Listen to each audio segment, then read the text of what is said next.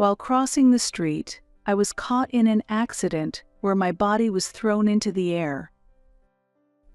I couldn't see what was going around me, and as I tried to stand up, a woman on a bicycle with her child appeared in front of me.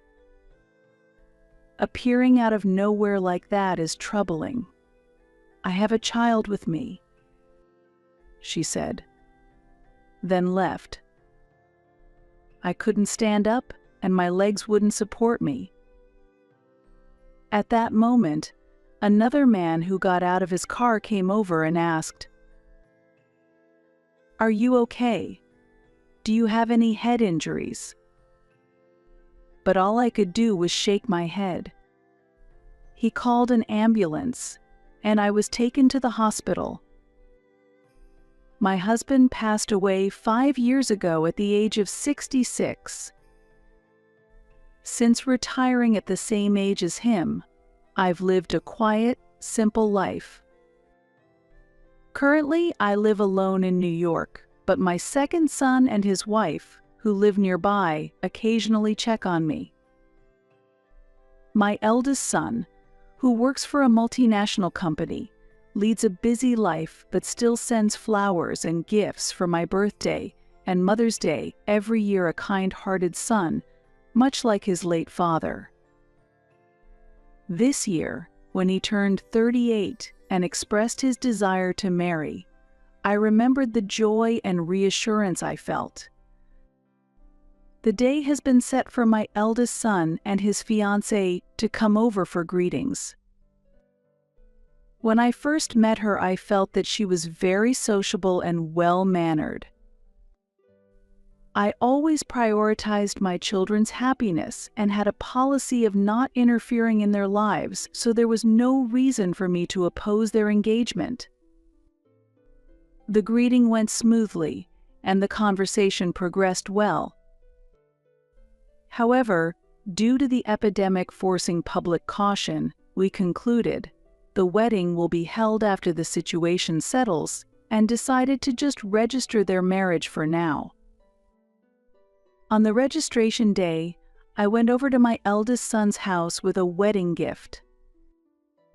"Thank you for coming today, Linda." The bride greeted me with a smile. "Oh no, thank you, please take this. It's my wedding gift," I said, handing over a set of dishes. I had already mentioned that I would help with the wedding costs, but I wanted to give something physical to commemorate their marriage registration. Her reaction was unexpected. "Oh, this is the wedding gift," she said, looking puzzled at what I handed her. Yes, I wasn't sure about the preferences of young people these days, so I asked a department store clerk, and they told me the brand Le Creuset is popular. "I hope you like it," I responded. I became worried that I hadn't met her expectations. Then, suddenly, the bride coldly said, "I can't believe you'd give such a cheap thing as a wedding gift." Despite the fact that the gift was moderately priced, I was shocked when she insisted. Normally, you should give at least $10,000 in cash as a wedding gift. I was bewildered by her drastic change in demeanor. Where did the polite woman from our initial greeting go? She further demeaned me by asking, "How are you managing your life now? Are you living off a pension?" When I honestly replied, "Yes, I live on a $1,150 monthly pension," she said in an insulting way, "Really? That little? Despite living in such a nice house? Well, that sucks." Her words shocked me and also made me sad. She sat down on the sofa and mockingly said, "How do you even live on $1,150 a month? Poor thing, it's a wonder you're still alive." I replied with visible discomfort, "I manage just fine." At that moment, she lightly taunted. "Well, if that's okay for you, there's no problem, but don't ask for financial help when you're in trouble." Her contemptuous tone deeply hurt my feelings. She further declared, "Don't expect our help. It's important to make things clear from the start, so please never rely on us." Though she seemed innocent at first, she turned out to be a terrible person with a duplicitous nature. Disgusted by her disdainful attitude, I quickly returned home.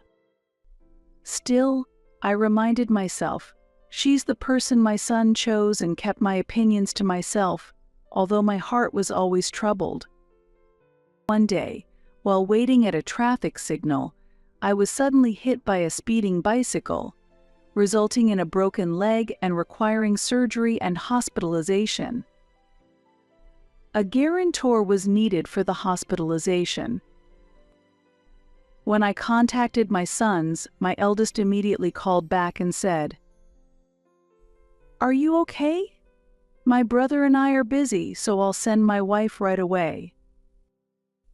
Honestly, I didn't want to see my eldest son's wife again, but I had no choice but to endure it. My second son and his wife both worked late, and with 2 children to care for, my eldest must have understood the situation and reached out on their behalf. I had heard that my eldest son often came home late, so with no one else to rely on, I had to ask his wife to come. When she arrived at the hospital, she was clearly displeased and complained. "It's such a pain in the butt to be called out so suddenly." I apologized softly. "I'm really sorry, but if you could just help with the paperwork, that should be fine." But she retorted, "Just because I'm a housewife doesn't mean I'm free." I expected her dissatisfaction, but her blatant attitude angered me. Then she brought up money again, asking, "You can pay for your own hospital fees, right?" While wondering why she assumed I was poor, I calmly replied, "Of course I will pay for myself. You don't need to worry about financial assistance." She signed the hospital and surgery consent forms with a smirk and handed them to me. Afterward, she smugly said, "Please don't involve me in such troublesome matters again." "I'm sorry, I'll ask someone else from now on," I told her. She readily agreed. That would be better. Just the thought of more care and hospital stays is depressing. "I won't look after you in your old age, as I've said before. Don't rely on me." Her rude and arrogant attitude made me feel even stronger that I didn't want any more involvement with her. I really couldn't wait for her to leave. I didn't want to be hospitalized, and I couldn't understand why I had to be criticized so much. "Don't worry, I'll arrange things in advance so that it won't be a hassle for my sons and their wives," I calmly replied. I didn't want to cause unnecessary trouble in front of the nurses and other patients at the hospital. It was unbearable, as if I were being shamed. It's interesting, isn't it? Watching a poor old lady living on a pension struggling, but don't worry. I'm recording this conversation. It's too late when you realize you can't get help from anyone. My son's wife sneered.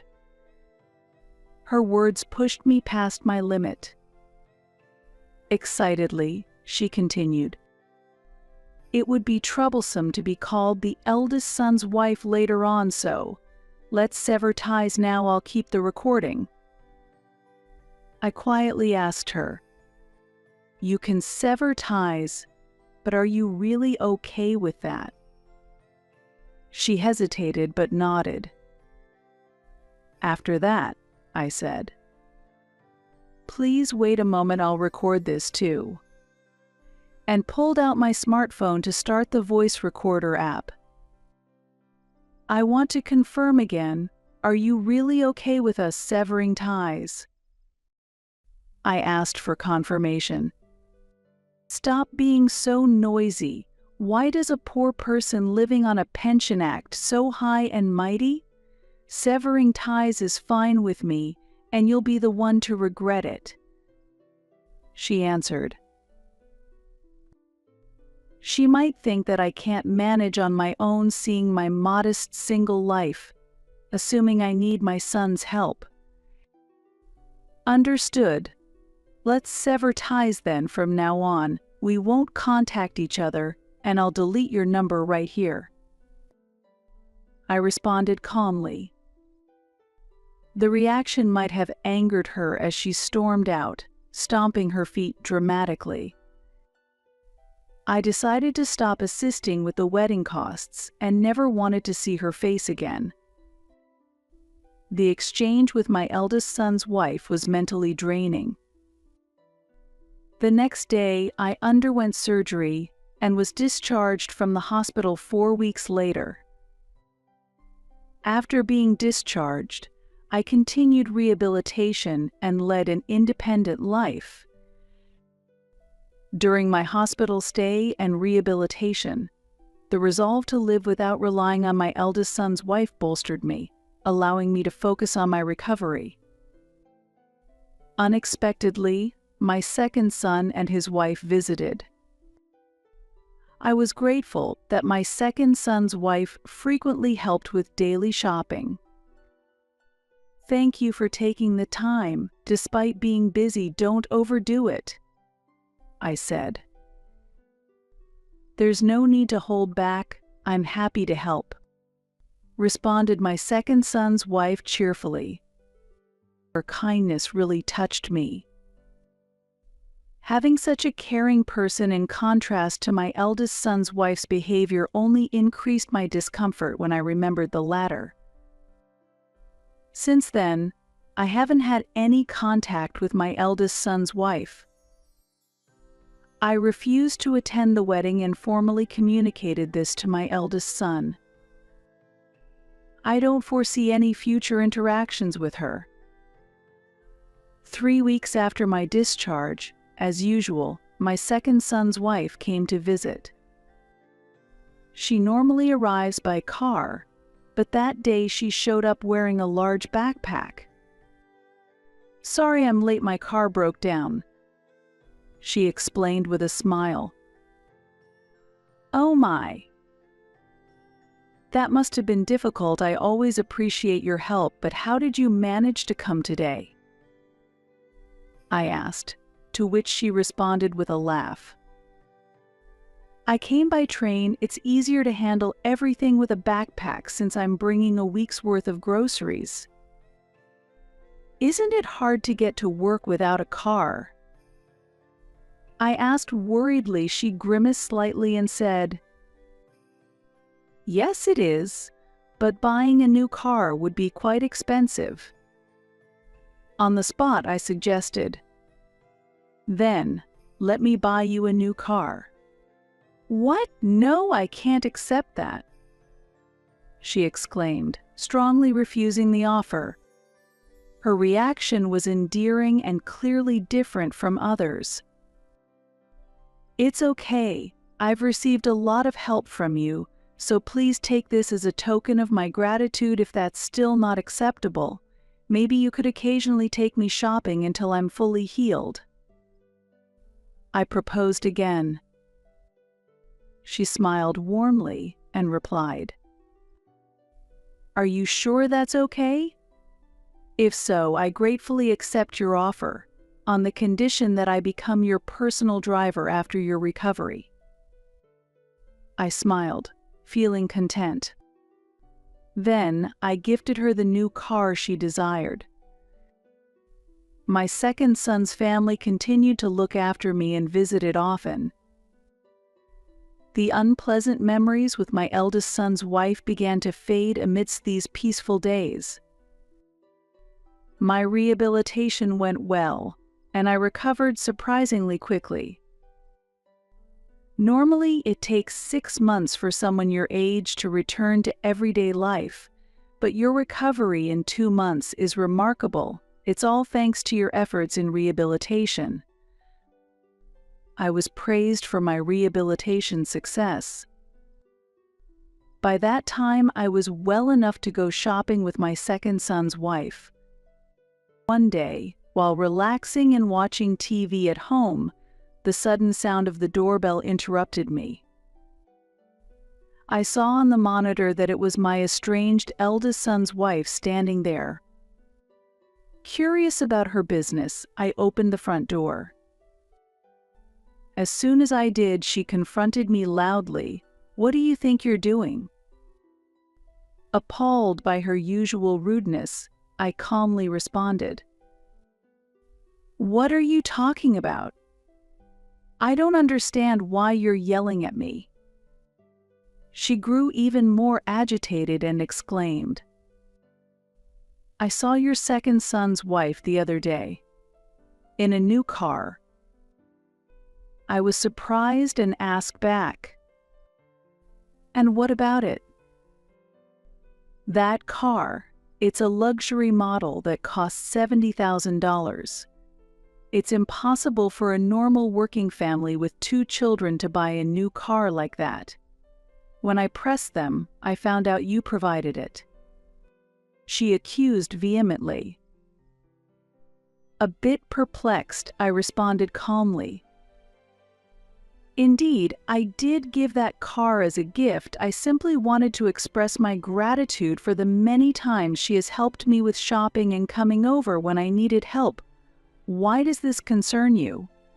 We are supposed to be estranged, aren't we? Why do you give nothing to me, but only to the wife of your second son?" She complained, I countered.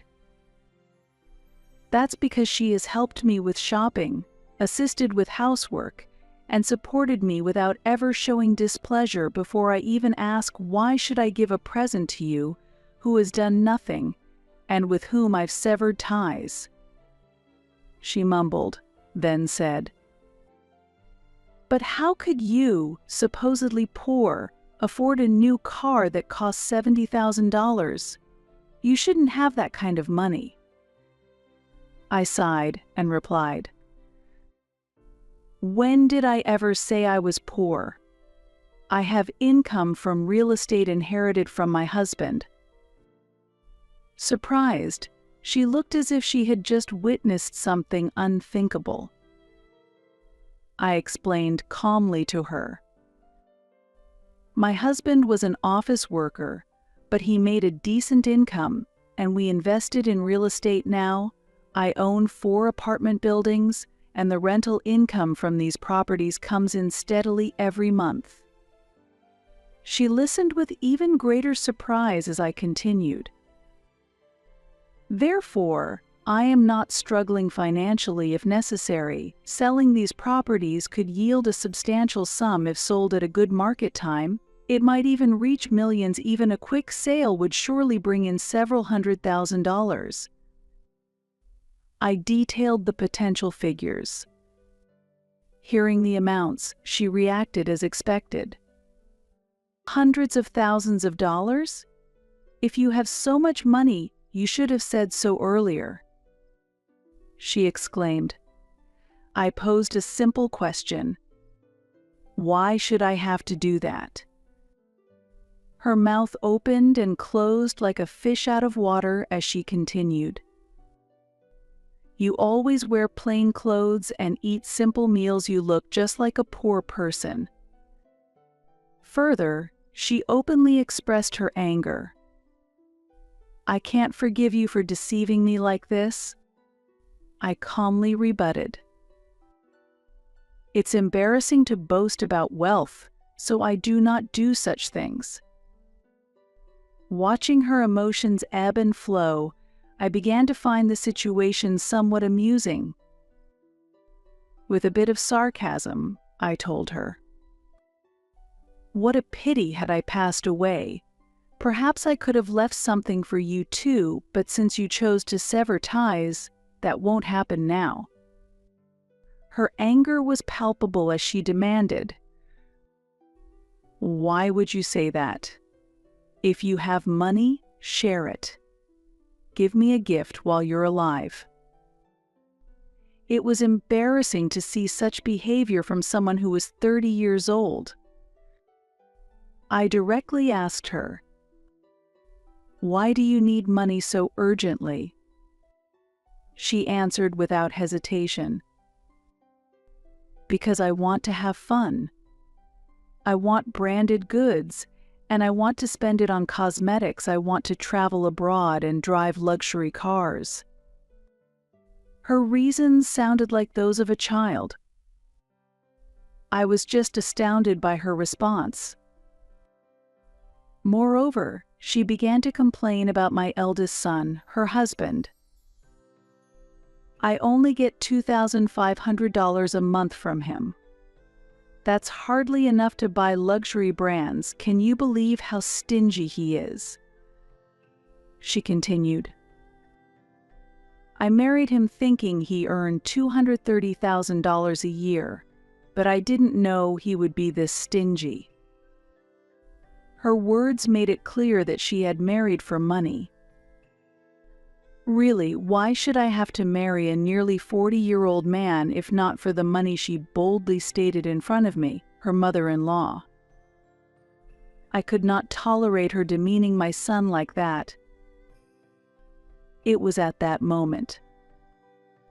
"Then let's divorce," a calm male voice said from behind. I turned around and there was my eldest son standing. Hearing his voice, his wife was at a loss for words. "What, why, how are you here?" she stammered, unable to hide her surprise.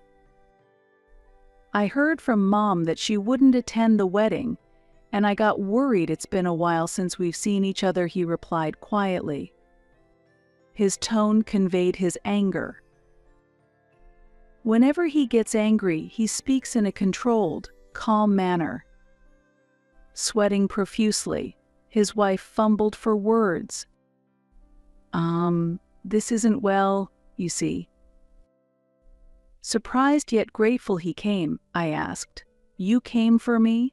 How long have you been here?" Since I heard her say she thought we were poor and couldn't understand why you would have such a car, he replied. Calmly, I said, "Then, there's no need for further explanation. That's the situation." My son nodded silently, acknowledging the truth laid bare before him. Desperate, his wife continued to plead. "No, this isn't true. It's a misunderstanding. You mentioned money was your motive. I have the recording as evidence. Should I play it for you? I refuse to marry someone that has such ill intentions. I will proceed with the divorce. If you object, I'll meet you in court." My eldest son calmly said.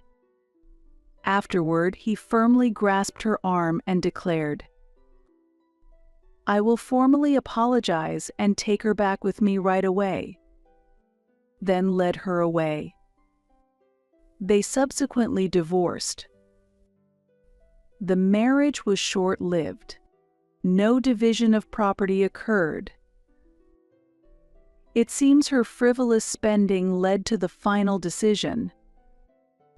Her parents were so disgusted by her actions that they decided to disown her. She now works part-time at a deli to make ends meet. A few days after my son's divorce was finalized, the person who hit me and their spouse came to apologize. This accident was captured by a dashcam in a nearby car, which led to police involvement.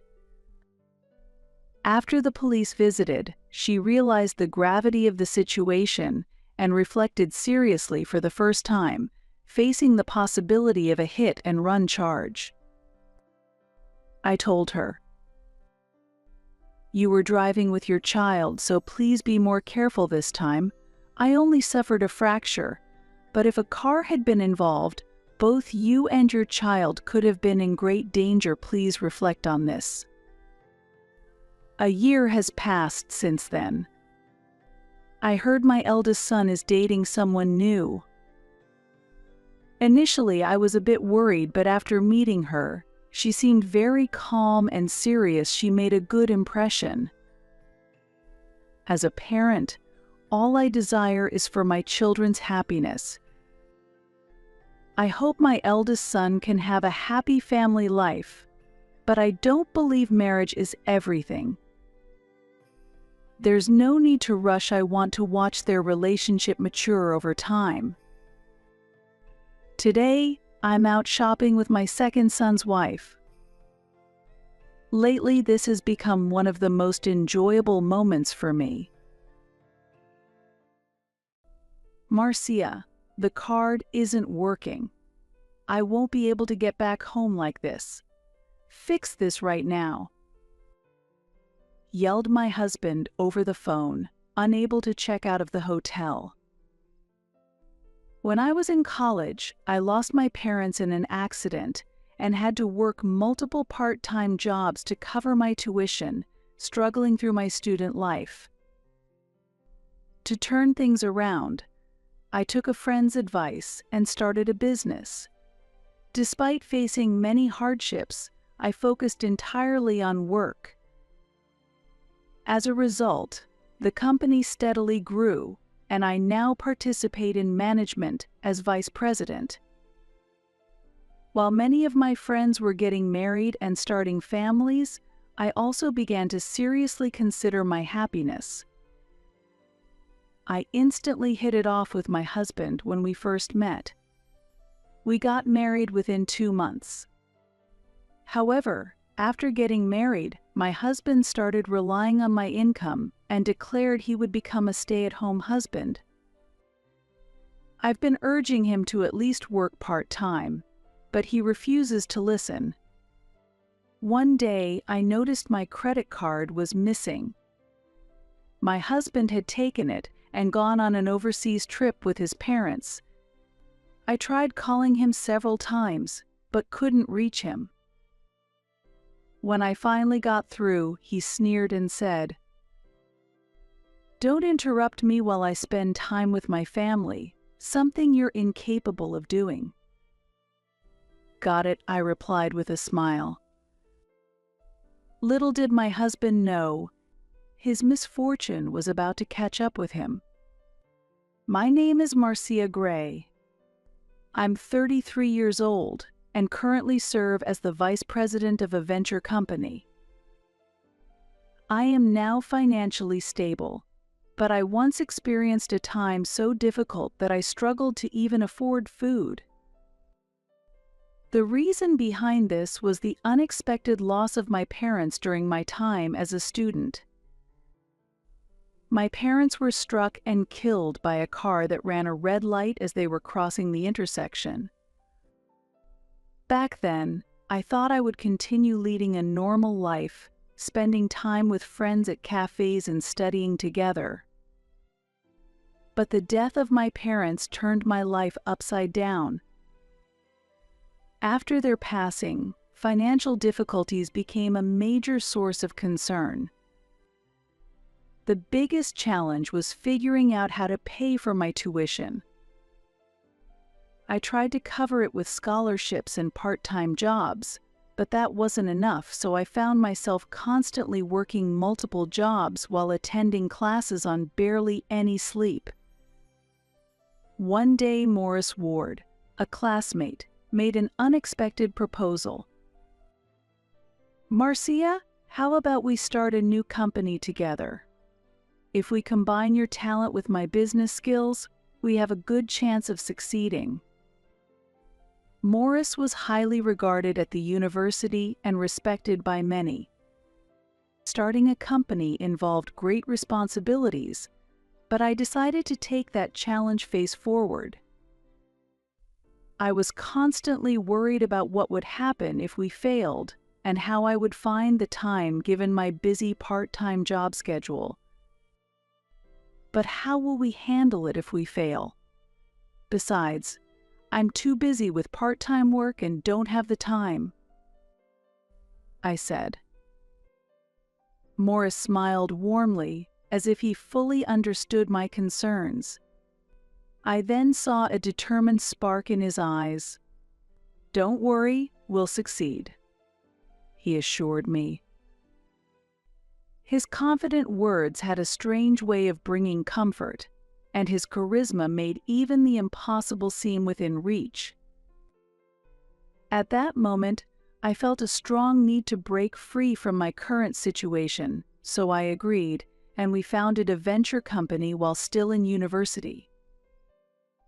During the initial stages of funding, we frequently faced rejection from banks, making it extremely difficult. Hiring was also a major challenge, as it wasn't easy for a small startup to attract talented people. Even after placing job ads, few applicants came forward, and finding the right candidates was very tough. However, thanks to Morris's calm decision-making and precise advice, we gradually strengthened our team. As a result, the company steadily began to grow. Morris and I developed a deep trust in each other, overcoming many challenges together, and solidified our bond as key business partners. As time passed and I reached the age of 33, I suddenly realized that I had devoted almost all my time to work.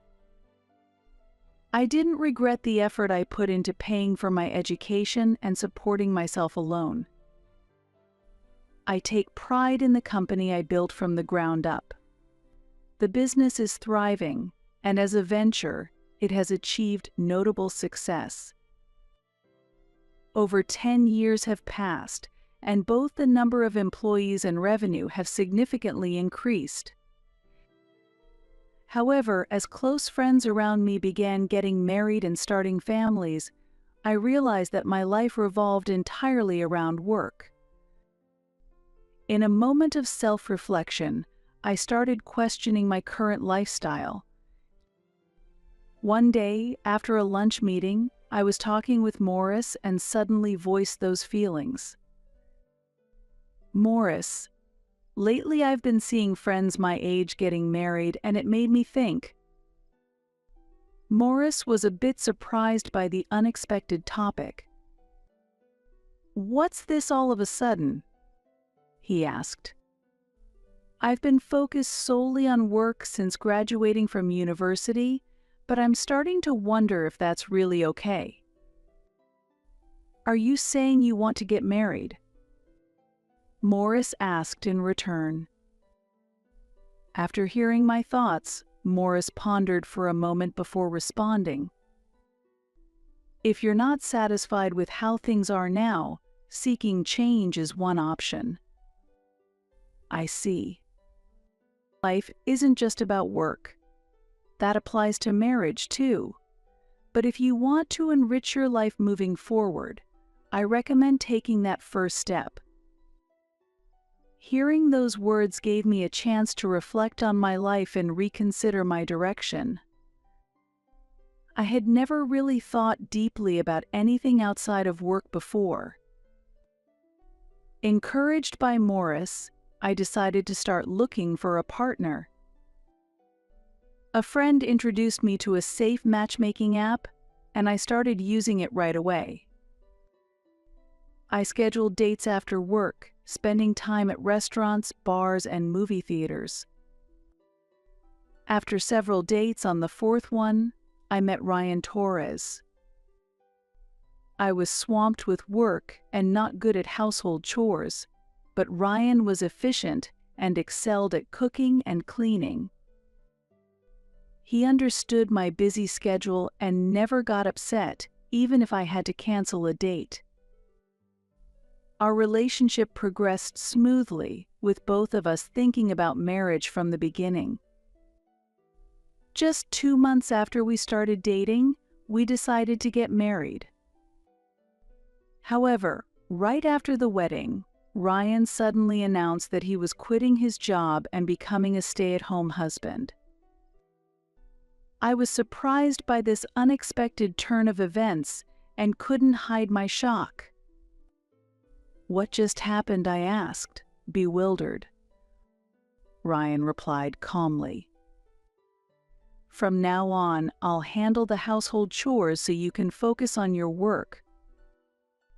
"But why would you make such a decision without even discussing it with me?" As I struggled to process this, Ryan nonchalantly explained, "You're earning an income, so there's no issue. If I take care of everything at home, it'll make things easier for you." I was stunned by his response. Was he planning to completely rely on my income? "Even though I'm earning, we're not that well off. You should at least find some kind of job, even if it's just part-time." But no matter how much I pleaded, he refused to listen. "No, I'm done working for a company. If you're making money, that's enough." I was simply dumbfounded by his selfishness, but as a newlywed, I couldn't bring myself to argue back at that moment. To make matters worse, he also started asking me to send money to his parents. Family is about helping each other. I'm a stay-at-home husband now, so Marcia, I'm counting on you. But if he was earning an income, I wouldn't mind supporting his parents, but forcing it onto me didn't feel right. Another reason I hesitated was because his parents frequently made snide remarks, falsely believing that I was forcing Ryan into doing the housework. Recently, while having a meal with his parents, they started their usual criticisms. His mother put down her chopsticks and said, "Marcia, you're making Ryan do all the housework. Poor him. Do you really think this is right? He mentioned she's not good at housework, but as his wife, shouldn't you work on improving that?" His father added, criticizing me. I didn't know how Ryan had explained things to them, but it was clear they saw me as the villain. That's not true. Ryan was the one who wanted to be a stay-at-home husband. I protested, but Ryan quietly whispered, "Calm down, just support me here and apologize. I'll clear up the misunderstanding later." Even though he whispered those words, I was frustrated that he didn't stand up for me at that moment. I kept asking him if he had cleared up the misunderstanding afterward, but he always brushed it off, saying, "I haven't had the chance to talk to them." I felt rejected by my in-laws and unsupported by my husband, leading me to despair over this marriage and start considering divorce. However, when I went to the hospital because of persistent stomach pain, I unexpectedly found out that I was pregnant. I felt a mix of surprise and joy and rushed home to share the news with my husband. "Ryan, I'm pregnant." I told him. "Really? That's great. I'm looking forward to it." He replied, surprisingly calm, which left me a bit confused. After that, there was no shared happiness between us. He just sank into the couch and watched TV as if my words meant nothing. The joy I felt quickly evaporated, replaced by disappointment and sadness that seeped into my heart. His lack of interest deeply hurt me. Unable to hold back my tears, I retreated to my room, disillusioned by his indifference. Has the love we once shared faded away? Even with a new family member on the way, he didn't seem happy. I realized there was no longer a future for us together. The thought of divorce loomed heavily in my mind. But considering the child growing inside me, I couldn't make that decision so easily. Could I really raise a child without a father? Maybe things would change once the baby was born. Perhaps my husband and in-laws would show a different attitude. Clinging onto this faint hope, I resolved to continue with this life for the time being. Time passed, and one day, I noticed an unusually large charge on my credit card statement. Then I realized the card wasn't in my wallet. Had I lost it, or had it been stolen? Or was it used fraudulently? Feeling anxious, I brought it up with my husband. "Hey, I found a large, unfamiliar charge on my credit card. It might be a fraud. Should I contact the card company?" I asked. To my disbelief, he responded, "I was the one who used it. It's not fraud, so don't cancel the card." Apparently, after quitting his job and running out of savings, he had secretly taken my credit card from my wallet and started using it without telling me. Even though I had been giving him money for groceries and household expenses. "Why did you use it without my permission? And what did you spend such a large amount on?" I pressed him. "It's my right to spend it on whatever I want. I just need some money I can use freely." He shot back. "Then get a job and buy things with your own money." I retorted, but this was a conversation we had repeated countless times. No matter how much I pleaded or got angry, my husband had no intention of working. The man I once thought would support our household was now hardly cooking meals, relying mostly on takeout and delivery, and barely keeping the house clean. When I complained about this, he lashed out in anger. "You're the one making the money, so what's the problem? I'm your husband, and I'm doing the housework as a stay-at-home husband. I have the right to at least that." He shouted and eventually stormed out, saying he was going back to his parents' house. Anger and sadness filled me over his actions. Aren't families supposed to support each other? I'm pregnant now, but I'm starting to seriously doubt how much he really cares about our future as a family. My hard work has built the career and income we have now. Just because we're family doesn't mean I can accept him making large purchases without consulting me. I took deep breaths repeatedly to hold back the tears and anger. That night, he suddenly returned home with his parents. The door burst open, startling me as I stood up. The moment his parents came in, they immediately began their harsh criticism. "It's because you've been forcing housework on Ryan that he's been neglecting his duties." They accused me.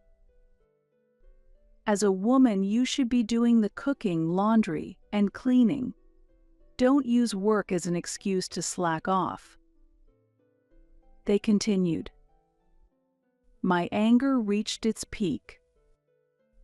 Being pregnant and already feeling unwell, I couldn't bear being blamed like this. I had already decided to get a divorce, so I lashed out with anger in my voice. "That's impossible. Don't act high and mighty when you don't even know what's really going on. You'll regret it if you keep acting like this." They looked shocked by my cold tone. I realized it was pointless to argue with my in-laws, who had been misled by my husband, and even after explaining that he wasn't working, they refused to believe me. So I decided to say nothing more. I couldn't shake the feeling that they would regret this later, but at that moment I felt the painful sting of betrayal from the husband I once believed would protect me. Then, my mother-in-law pulled out some documents from her bag and slammed them onto the dining table. "If you don't reflect on your actions, we're demanding a divorce. Sign this and get it done," she said, and my eyes were glued to the papers.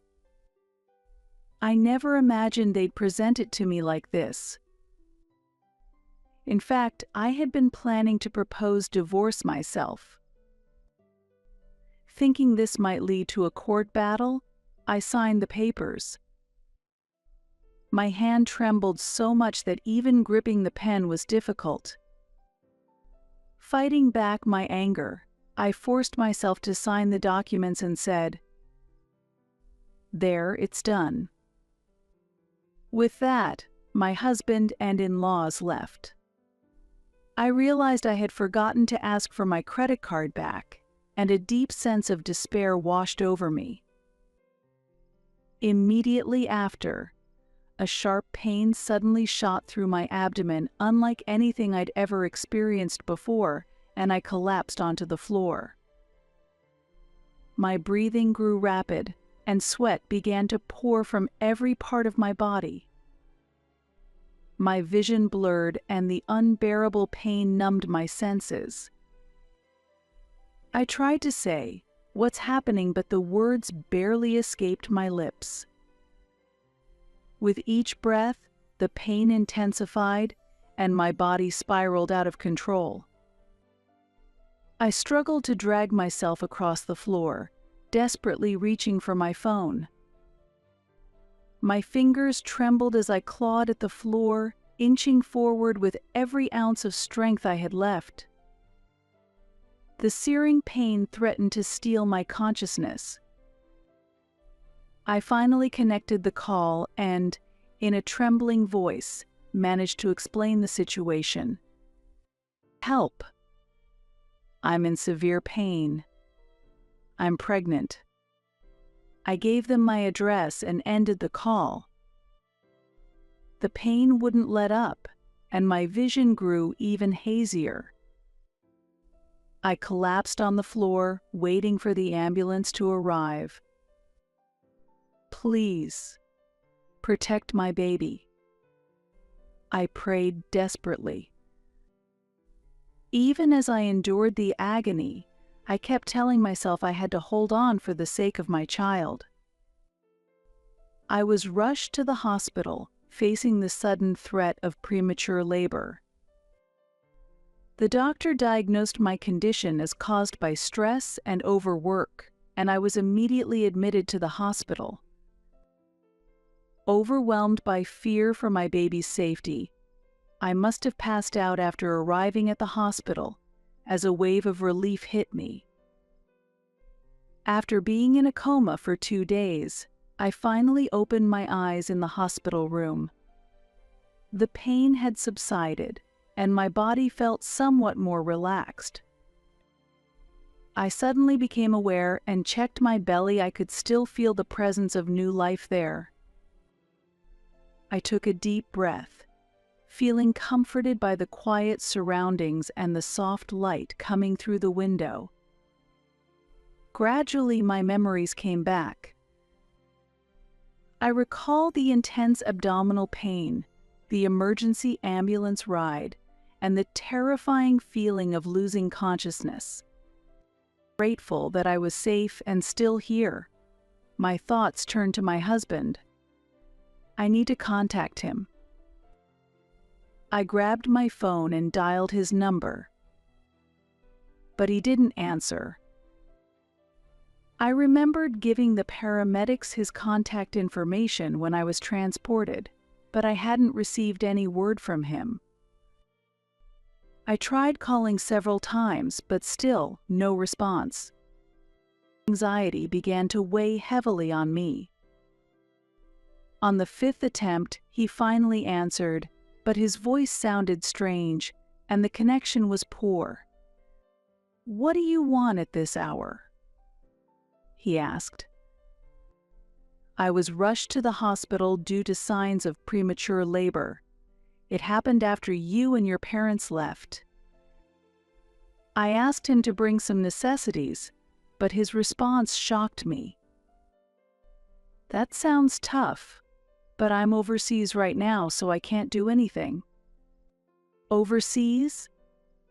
Why? I asked, stunned. I'm enjoying a vacation in Singapore. Don't bother me while I'm spending time with my parents to fulfill my filial duty, something you can't handle, he replied. I was left speechless. There's no way an unemployed man could afford an overseas trip. But since he kept emphasizing filial duty, there must have been some source of funds. With my voice trembling, I ended the call with a simple "got it." Afterward, I went straight to the hospital's gift shop, purchased stamps and an envelope, and then made a phone call to a certain number. The next day, my husband called in panic. The card's not working. I can't get back home like this. Fix this right now, he demanded. I canceled the card. I calmly replied, though inside I was seething with anger. What? I can't pay for anything. What are you going to do about it? He asked, growing more desperate. That's your problem, I answered firmly. This isn't just my problem. I'm still your husband. He shot back. I couldn't help but laugh. What's so funny? He asked, clearly confused. Our marriage is almost over. The divorce process is already underway, I said, and his voice shifted to a tearful tone. Please just let me use the card temporarily so I can get home. I'm begging you. He pleaded, but my heart was unmoved. Figure it out on your own. You're no longer my concern. I coldly responded and ended the call. 3 days later, Morris, my friend and the company president, came to visit me. Don't worry about work, just focus on resting for now, he said, to which I replied with a smile. It's the first time I've done absolutely nothing like this. But just then, the hospital room door burst open. My ex-husband and his parents, freshly returned from overseas, stormed in. The moment he saw me, my husband shouted, "What have you done?" I had to borrow money from a friend just to get back home. His mother screamed. This is unbelievable. How could you put us through this? His father joined in, yelling. Our son's carefully planned trip was completely ruined. Their fury exploded as Morris and some passers-by watched. Despite the commotion, I remained calm. He paid for the trip with my credit card, without my knowledge. The moment I said that, the atmosphere in the room shifted. My in-laws exchanged stunned and bewildered looks, their faces reflecting the shock as if they had been struck by lightning. I continued speaking. Right after we got married, he announced he would be a stay-at-home husband and quit his job. But he's barely been helping with the housework. As these words quietly echoed through the room, I could see the visible distress on my in-laws' faces. What? Ryan isn't working? That can't be true. He told us he had a job. My mother-in-law stammered, her voice trembling, with clear worry and confusion in her eyes. My father-in-law also looked at me, his face a mixture of shock and disappointment. The truth is, he's been unemployed the whole time, and I've been the one supporting the household. Hearing this, my in-laws turned to my ex-husband with expressions of disbelief. Their eyes were filled with betrayal and deep disappointment. My mother-in-law pressed her lips together tightly, while my father-in-law clenched his fists in anger. My ex-husband couldn't do anything but avert his gaze under their piercing stares. At that moment, Morris began to speak. "Mr. and Mrs. Torres, I have something important to discuss with you. I'm the CEO of the company where Marcia works. Through our conversations, I've been made aware of Ryan's unemployment and the fact that Marcia has been the one financially supporting the household." As Morris said this, my in-laws' faces showed shock and disbelief. He calmly presented his business card and showed them the company's website. They took the card, their hands trembling as they examined it. They couldn't deny the truth any longer, and their expressions became a blend of astonishment and confusion. As a matter of fact, our company is currently a key client for a major project at Mr. Torres's workplace. However, we do not wish to continue working with unreliable partners. This can't be happening. What's going to happen to the project? Ryan, how are you going to explain this? My father-in-law stammered, his voice shaky, barely able to get the words out. He looked as though he'd been utterly crushed. My mother-in-law, too, buried her head in her hands with an expression of disbelief. How did it come to this? They were both pale, their despair evident. "Wait. Marcia, please help me. I want to make things right," Ryan pleaded. My ex-husband grabbed my hand tightly, desperately pleading with me. His eyes were filled with despair and fear, and his hand trembled.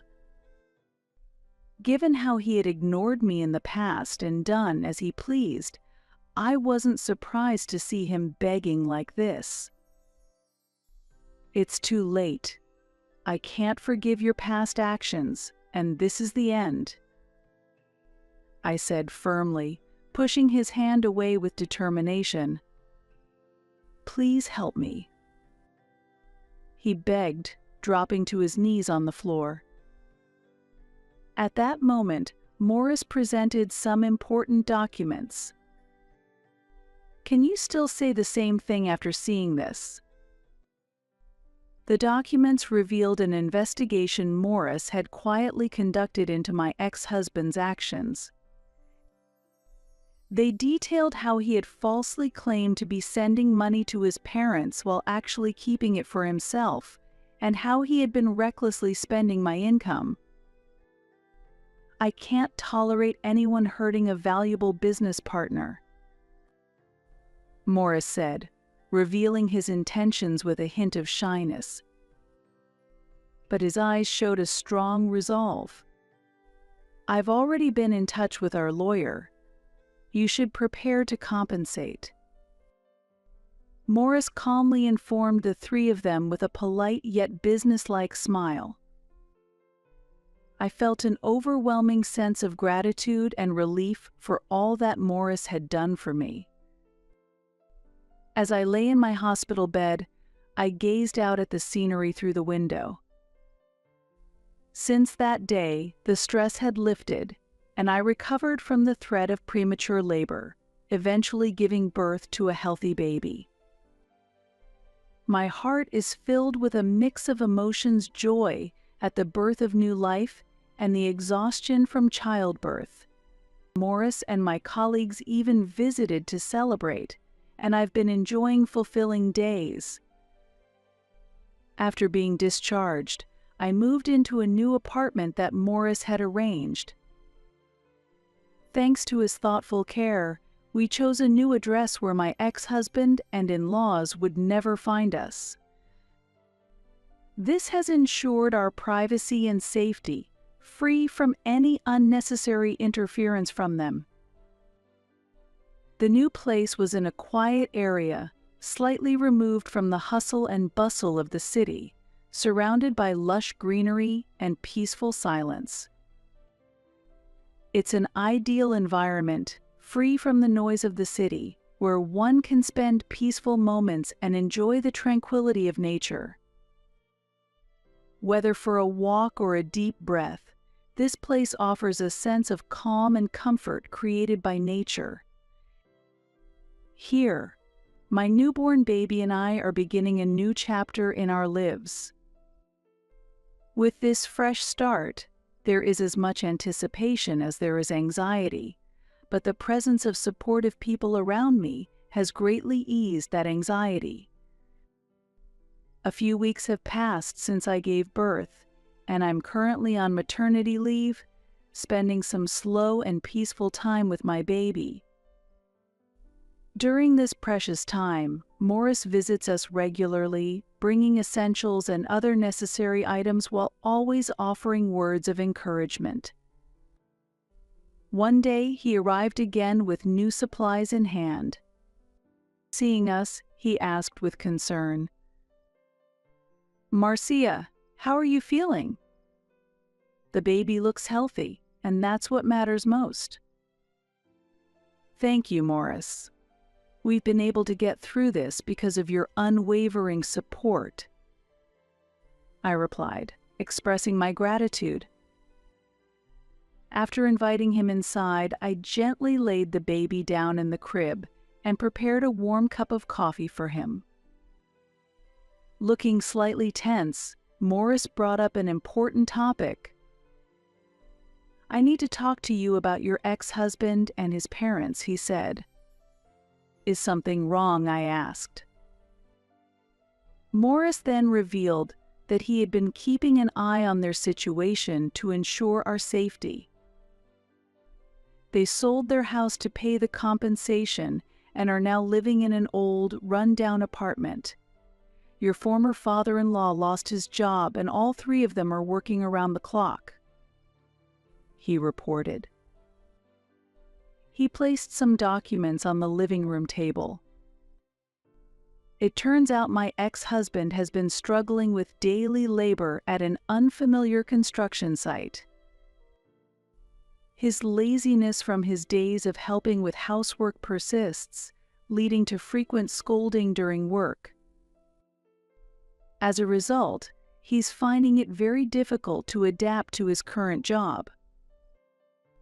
Meanwhile, my former mother-in-law works 2 jobs during the day as a cashier at a supermarket, and at night on a sandwich production line, tirelessly working without rest.